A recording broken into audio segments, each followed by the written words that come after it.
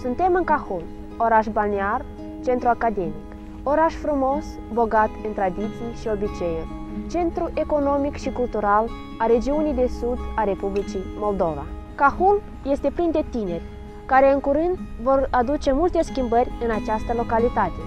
În ziua de azi, a fi tânăr înseamnă a fi activ, implicat, responsabil și plin de viață. Astăzi vă vom povesti despre 4 tineri ca noi, visători și plini de viață, pe care aceasta le-a pus la mari încercări.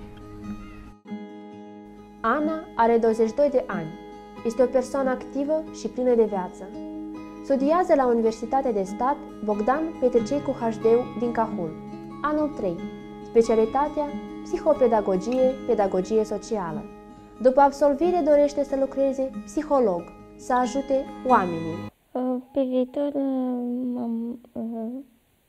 m-am gândit să devin un psiholog, dar mai precis încă nu m-am gândit, deoarece mai este timp după studii și am să mai decid mai precis. Sunt unele persoane care trebuie ajutor și trebuie ajutați și susținuți. Și eu cred că vă reuși. E foarte bine să-i oferi ajutor cuiva. A face un bine, asta este foarte bine.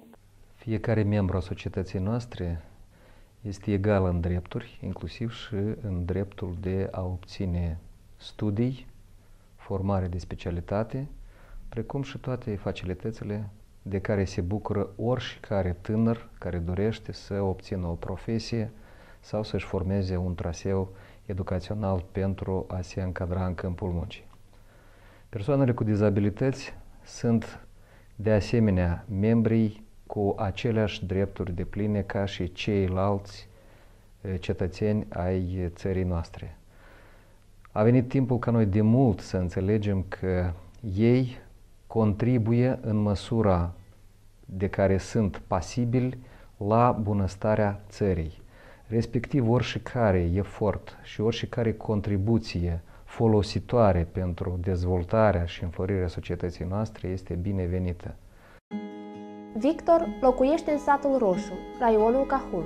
Este un tânăr interesat de viața localității, administrație publică locală. Eu vreau să fiu primar. Primarul Cahului. Vreau să spun că stau în de actor la orice, la toți tinerii invalidi careveau actoare.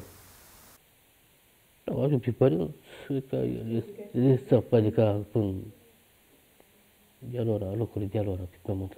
Eu le săp, eu greplez, fac tot, servente. Le duc în măsuri, că eu ouăle la păsări. Îmi dau mâncare la când dau apă, la când. Pe Victor l-am întâlnit la primărie, unde a venit cu careva propuneri pentru edil, încercând astfel să aducă un aport la dezvoltarea orașului. Și ce îți faci dacă devii primar? Eu vreau să devin primar, că fac o arhitectură, că duc noi la ori. Și este un băiat cu viziune asupra administrației publice. Poate că încă multe nu le cunoaște, dar vine cu niște idei și nu numai cu idei, dar cum ar dori să vadă, să le vadă anturajul la amenajare. Clar că a compara localitatea unde locuiește satul Roșu și Cahul diferă și nu sunt numai problemele care le abordează, cu toate că sunt importante și acele care le vede. Dar singur faptul că este un cetățean care s-ar părea că nu are unele viziuni și nu are idei la capitolul de administrare, deci îl vedem că este un cetățean obișnuit ca și noi toți ceilalți. Denis lucrează operator la calculator. După ce a finisat cursurile de specializare, activează în cadrul Centrului de zi pentru copiii cu dizabilități, unde învață copiii să utilizeze calculatorul. Am învățat o mașină.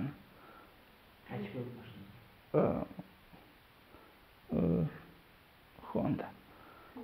Da. Îmi place să am așa.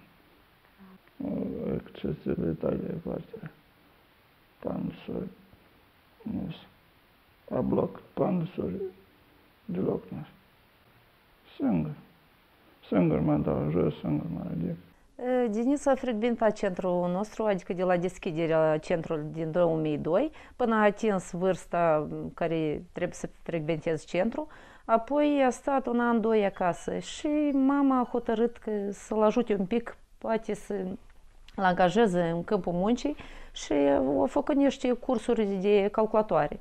Cum se cade, bun la inimă, adică și copiii foarte bine se descurcă, adică copiii ea pe care îi învață să scrie pe alții jocuri la calculator, adică se isprăvește bine cu lucru. Iurie este un tânăr energic, dedicat, plin de viață. Se gândește să activeze pe viitor în domeniul construcțiilor. În susținerea visului lui Iurie, am vizitat un șantier de construcții din orașul Cahul, unde el a avut ocazia să vadă ce reprezintă acest domeniu. Din discuții cu acest tânăr am înțeles că are o dorință ca în viitor să devină un constructor. Sper că așa și va fi.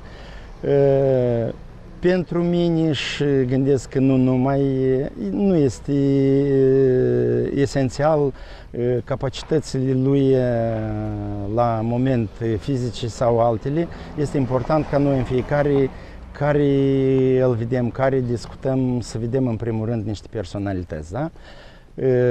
A doilea punct la care i-am atras atenția și i-am sugerat, este foarte important de a avea în considerente sau de a ține cont de două lucruri. Da? Este important ca lucrul care îl faci să-ți placă și doi, este important ca lucrul pe care îl faci să aducă o satisfacție morală. Dacă aceste două poziții vor coincide, cu certitudine succesele nu se vor da mult așteptate. Toți acești tineri fac parte din grupul de autoreprezentanți ai Asociației Obștești Azi din Cahul, organizație care lucrează pentru a favoriza încadrarea socială a acestora. Fiind alături de acești tineri, am înțeles că, indiferent de capacități și posibilități, toți noi suntem egali. Ne diferențiază doar faptele și atitudinea unui față de altul.